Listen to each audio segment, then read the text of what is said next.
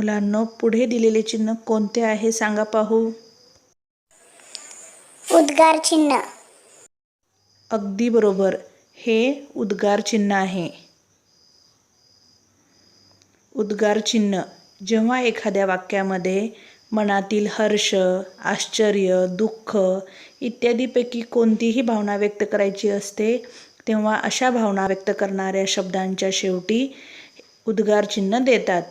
तसेच केवल प्रयोगी शब्दही आपल्या मनातील विकार दाखवण्यासाठीच वाक्यात वापरले जातात. म्हणून केवल प्रयोगी शब्दापुढे व त्या वाक्यापुढे उद्गार चिन्ह वापरले जाते.